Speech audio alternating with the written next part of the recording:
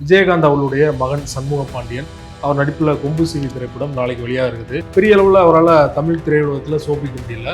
விஜயகாந்த் அவர்களால் வளர்ந்த பெரிய நடிகர்கள் இருக்காங்க, பெரிய இயக்குநர்கள் இருக்காங்க, அவரை பற்றி நிறைய புகழ்ந்து பேசுறாங்க. தவிர அவர் பையனுக்கு பெரியதளவில் யாருமே திரைத்துறையிலேருந்து வாய்ப்பு கொடுக்கல. விஜயகாந்த் அப்படின்னா சார் அவர் ஒரு மாபெரும் மனிதர், அதுல மாற்றுக்கருத்தே யாராலையும் சொல்ல முடியாது. அப்படி விஜயகாந்துடைய மகன் சண்முக பாண்டியனுக்கு இந்த 13 வருஷத்துல 4 படம் தான் வந்திருக்கு. 4வது படம் நாளைக்கு தான் வருது, கொம்பு சிவி. இந்த அவல நிலை விஜயகாந்தோடைய மகனுக்கு சண்முக பாண்டியன் ஒரு மிகப்பெரிய ஆளுமையா தமிழ் திரை உலகத்துல இருந்த ஒரு ஆளுமையான ஒரு நடிகருடைய மகனுக்கு ஏன் இந்த மாதிரியான ஒரு சூழ்நிலை அப்படின்னா, இந்த சினிமாக்காரவங்க எதையுமே நினைச்சு பாக்குறது இல்லை சார், எதையுமே நினைச்சு பாக்குறது. சண்முக பாண்டியனோட முதல் படம் பூஜை போட்டாங்க. அந்த பூஜைக்கு விஜயகாந்த் பர்சனலா விஜய்க்கு அழைப்பிதழ் அனுப்பிச்சிருந்தாரு. அது மட்டும் இல்ல, அவரோட மேனேஜர்ட்ட ஒரு வார்த்தை சொல்லி அனுப்பிச்சிருந்தாரு. அது என்ன அப்படின்னா, அதாவது நீங்க இந்த விழாக்கு கண்டிப்பா வந்தா கேப்டன் ரொம்ப சந்தோஷப்படுவாரு, இதை உங்ககிட்ட சொல்ல சொன்னாரு அப்படின்னு சொல்லி விஜய்க்கு அழைப்பிதழ் கொடுத்து வராங்க. விஜய் அழைப்பிதழை வாங்கிக்கிட்டு விஜய் அந்த விழாக்கே வரல. விஜய் வரலையா அப்படின்னு கேட்டிருக்காரு. இல்ல அவர் ஏதோ பிஸியா இருக்கு அப்படின்னு.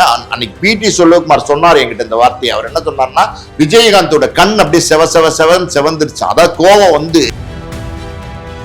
இன்னைக்கு நீங்க செந்தூர பாண்டிய பாத்தீங்கன்னா அந்த படத்துல ஏதாவது ஒரு ஃபைட் சீக்வன்சஸ் வரப்போகுதுன்னா விஜயகாந்த் அப்படி எந்திரிக்கிற மாதிரி காட்சி வச்சிருப்பாங்க. அப்ப விஜய் தோல்ல கைய வச்சு, அண்ணன் இதுக்கெல்லாம் நீங்க எதுக்குன்னு எந்திரிக்கிறீங்க, உட்காருங்கண்ணே, செந்தூர பாண்டி தம்பி, எப்படி செந்தூர பாண்டி தம்பி நான் இருக்கேன்னே அப்படின்னு சொல்லி போய் ஃபைட் பண்ணுவாரு. ஒரு ஆக்ஷன் ஹீரோ அவரே, பயங்கரமான ஆக்ஷன் ஹீரோ அவரு. இன்னொரு புதுமுக பையன், அன்னைக்கு விஜய் புதுமுகம் தான், புதுமுக பையனை நடிக்க வச்சு அவர் ஃபைட் பண்ண வச்சு இவர் உட்கார்ந்து வேடிக்கை பார்க்கிற மாதிரி ஒரு பெருந்தன்மை எந்த நடிகருக்குமே வராது. இன்னைக்கு ரமணா பார்ட் 2 நான் சண்முக பாண்டியன் வச்சு எடுப்பேன் அப்படிங்கிறாரு. எங்க போனார் ஏஆர் முருகதாஸ்? விஜயகாந்த் அந்த படத்துல நடிச்சப்ப அந்த படம் ரமா ஏஆர் முருகதாஸ் ஒரு அறிமுக இயக்குனர் மாதிரி தான் இருந்தார். அப்படிப்பட்ட ஒரு அறிமுக இயக்குனருக்கு அந்த வாய்ப்பை கொடுத்தாரு. அந்த கதை சர்ச்சை வந்துச்சு. அந்த ரமணா படம் எடுக்கும் போது பாத்தீங்கன்னா, இந்த நந்தகுமார்னு ஒருத்தர் அவர் எழுதின கதைன்னு விஜயகாந்த் சொன்னப்ப அந்த பஞ்சாயத்தை விஜயகாந்த் தான் தீர்த்து வச்சாரு. இது ரொம்ப முக்கியம். அதாவது அன்னைக்கு அந்த கதை நந்தகுமார்ன்ற நபரோடதுன்னு தெரிஞ்சு நான் இதுல நடிக்க மாட்டேன்னு விஜயகாந்த் விலகி இருந்தா ஏஆர் முருகதாசனுடைய மார்க்கெட்டே அன்னைக்கு காலியா இருக்கும்.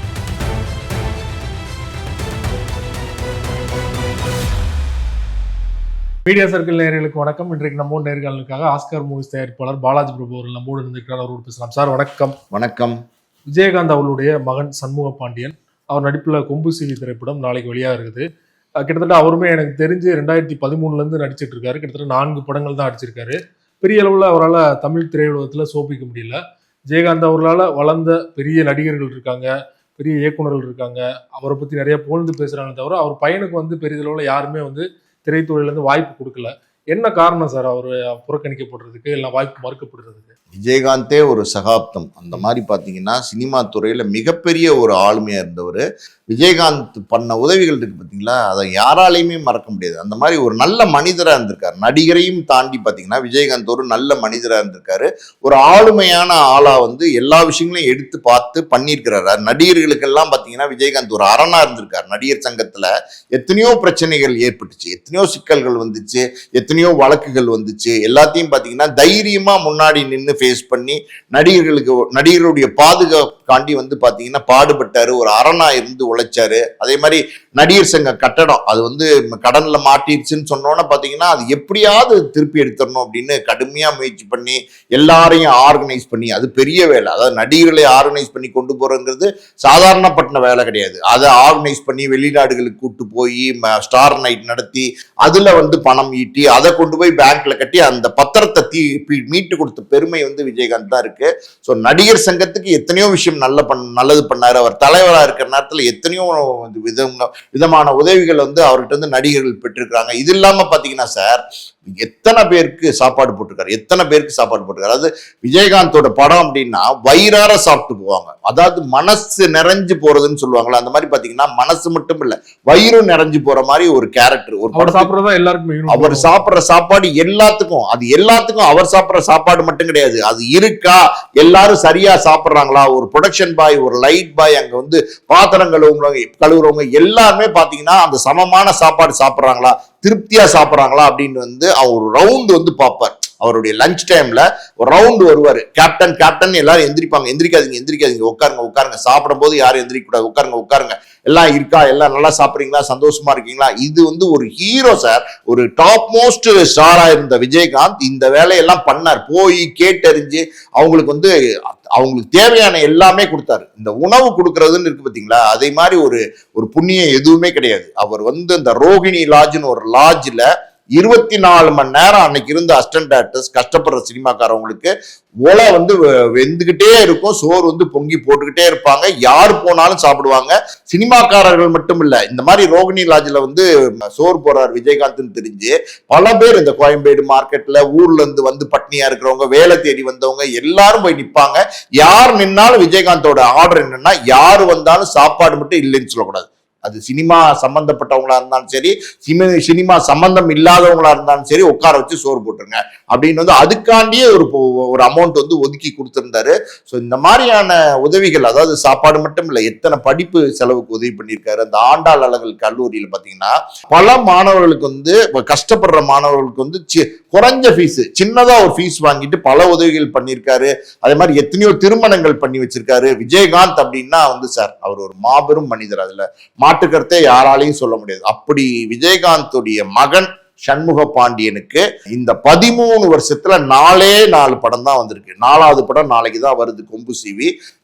இந்த அவல நிலை விஜயகாந்தோடைய மகனுக்கு, சண்முக பாண்டியன் ஒரு மிகப்பெரிய ஆளுமையா தமிழ் திரை உலகத்துல இருந்த ஒரு ஆளுமையான ஒரு நடிகருடைய மகனுக்கு ஏன் இந்த மாதிரியான ஒரு சூழ்நிலை அப்படின்னா, இந்த சினிமாக்காரவங்க வந்து எதையுமே நினைச்சு பாக்குறது இல்லை சார், எதையுமே நினைச்சு பாக்குறது.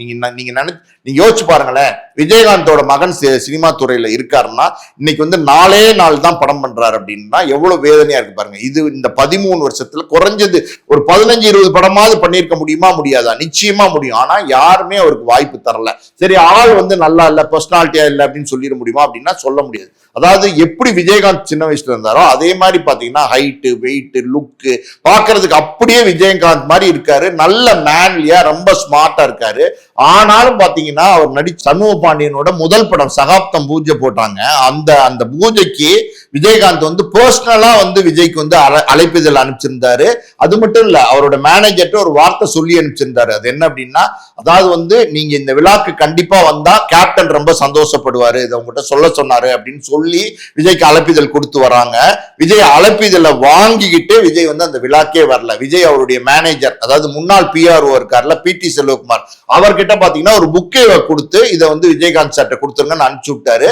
விஜய் அந்த பூஜைக்கு வருவாருன்னு விஜயகாந்த் வந்து எதிர்பார்த்துட்டு இருக்கும் போது PT செல்வகுமார் போய் விஜயகாந்த் புக்கே கொடுத்தோன்னே விஜயகாந்த் வந்து கேட்டிருக்காரு, விஜய் வரலையா அப்படின்னு கேட்டிருக்காரு. இல்ல அவர் ஏதோ பிஸியா இருக்கு அப்படின்னு.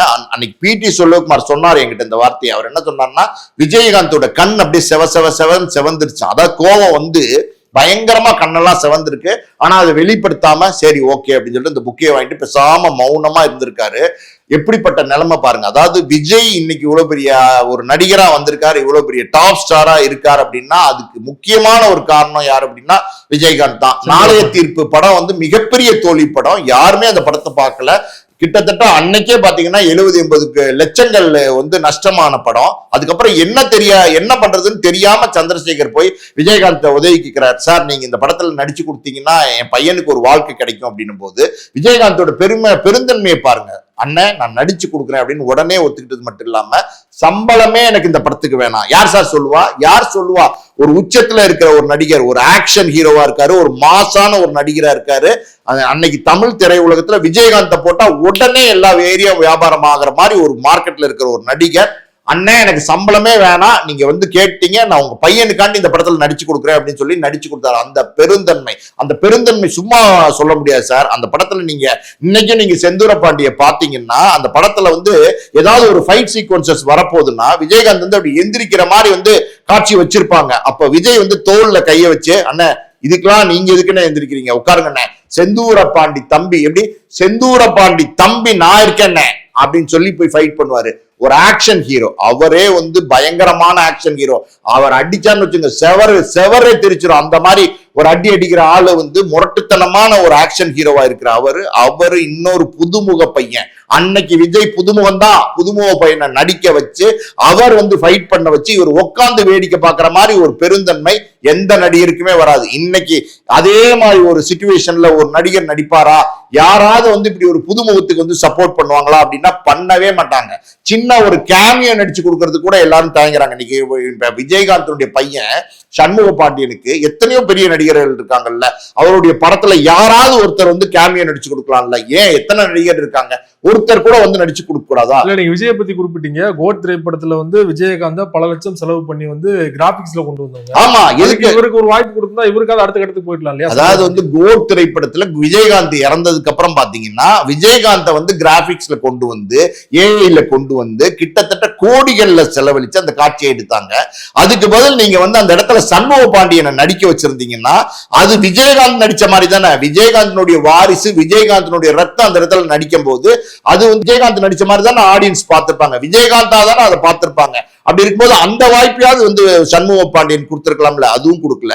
விஜய் வந்து ஏதாவது ஒரு படத்துல அவர் நடிக்கிற படத்துல ஒரு பெரிய வாய்ப்பு இல்ல ஒரு சின்ன வாய்ப்பாவது சண்முக பாண்டியன் கொடுத்திருக்கலாம், அதுவும் கொடுக்கல. இல்ல சண்முக பாண்டியன் நடிக்கிற படத்துல உங்க படத்துல ஒரு புதுமுகம்னு தெரிஞ்சே உங்களுக்கு வந்து முழு படத்திலேயே நடிச்சு கொடுத்த ஒரு விஜயகாந்துக்கு அவருடைய மகன் சண்முக பாண்டியனுக்கு ஒரு சின்ன ஒரு கேமியோ வந்து விஜய் பண்ணி கொடுக்க கூடாதா? உதவி செய்யக்கூடாதா? யாருமே செய்யல சார். விஜய் மட்டும் செய்யல அப்படின்னா யாருமே செய்யல. தமிழ் திரையுலகத்துல இருக்கிற பல நடிகர்கள் வந்து பாத்தீங்கன்னா விஜயகாந்தால் பயன் பெற்றவர்கள் தான். அந்த பயன் பெற்ற எந்த நடிகராவது இன்னைக்கு வந்து விஜயகாந்தோடைய பையனுக்கு உதவி செய்யறாங்களா அப்படின்னா கிடையாது. நீங்க வந்து பாத்தீங்கன்னா அந்த படைத்தலைவன் ஒரு இதுக்கு முன்னாடி ஒரு படம் வந்துச்சு. அந்த மேடையில பாத்தீங்கன்னா லாரன்ஸ் வந்து ஒரு வாக்குறுதி கொடுத்திருந்தாரு அந்த பூஜையில. அது என்ன சொன்னார்னா, இந்த படத்துல நான் ஒரு கேமியோ பண்ணி தரேன் அப்படின்னு சொல்லியிருந்தாரு. அவர் எப்படியாவது இந்த படத்துல ஒரு கேமியோ பண்ணி தருவாருங்கிறதுக்காண்டி தொடர்ந்து முயற்சித்தாங்க. 1 வருஷம் இல்ல, 2 வருஷம் இல்ல, தொடர்ந்து முயற்சி பண்ணாங்க.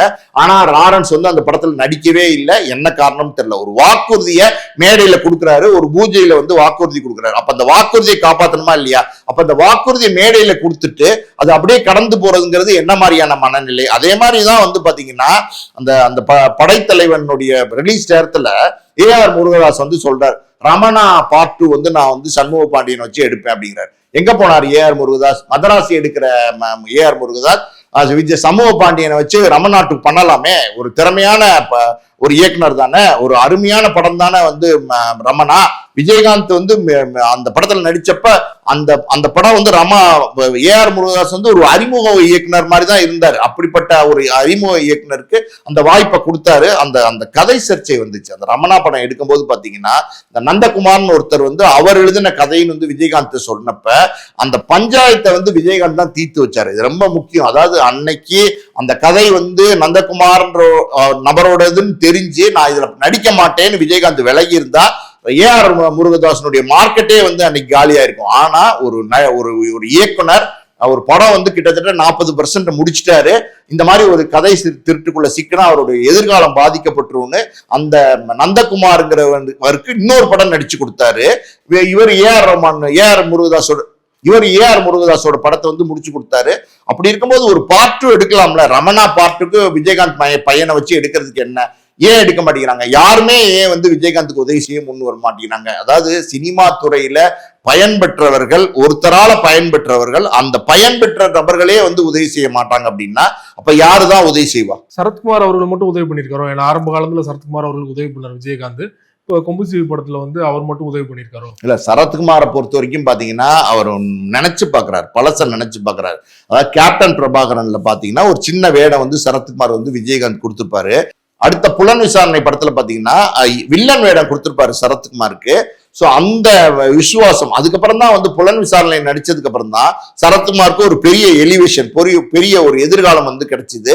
சோ அதுக்கப்புறம் தான் வந்து பாத்தீங்கன்னா அவர் வந்து தொடர்ந்து பெரிய ஸ்டாரா மாறினாரு. அந்த நன்றி விசுவாசத்துல சரத்குமார் வந்து இந்த படத்துல கொம்புசி படத்துல நடிச்சு கொடுத்திருக்காரு. இப்ப இந்த படம் பாத்தீங்கன்னா சண்முக பாண்டியன் சரத்குமார் அப்படின்னும் போது அந்த போஸ்டர்ஸ் எல்லாம் பார்க்கும்போது கிராண்டா இருக்கு. சண்முக பாண்டியன் விஜயகாந்தனுடைய மகன், நிச்சயமா அவருக்கான ஒரு ஆடியன்ஸ் இருப்பாங்க, அவங்க நிச்சயமா தியேட்டருக்குள்ள வருவாங்க. ஆனா சரத் சரத்குமார் கூட இருக்காருன்னும் போது அது ஒரு பலம், ஒரு படத்துக்கு ஒரு பலம். அந்த பலத்தை வந்து சரத்குமார் கொடுக்கும்போது சரத்குமாருக்கு ஒரு ஆடியன்ஸ் வருவாங்க. ஸோ அந்த படம் ஒரு வெற்றி படமா மாறும். நிச்சயமா வந்து சார் ஒரு நடிகருக்கு அவரை அடையாளப்படுத்துறதுக்கு ஒரு சரியான படம் அமையணும். நம்ம உதாரணமா சொல்லணும்னா சூர்யா வந்து எத்தனையோ படங்கள்ல நடிச்சிட்டு இருந்தாரு. அவர் பெருசா வர முடியாத சூழ்நிலையில அன்னைக்கு வந்து பாலா வந்து நந்தா கொடுத்தார் சூர்யா. நந்தா கொடுத்ததுக்கு அப்புறம் தான் சூர்யாவோட கேரியரே மாறிச்சு. அதுக்கப்புறம் காக்க காக்க வந்துச்சு, அதுக்கப்புறம் பிதாமகன் வந்துச்சு, அதுக்கப்புறம் பாத்தீங்கன்னா பல வெற்றி படங்கள் வந்து சூர்யாக்கு அமைஞ்சிச்சு. இன்னைக்கு ஒரு டாப் ஸ்டாரா மாறினார்.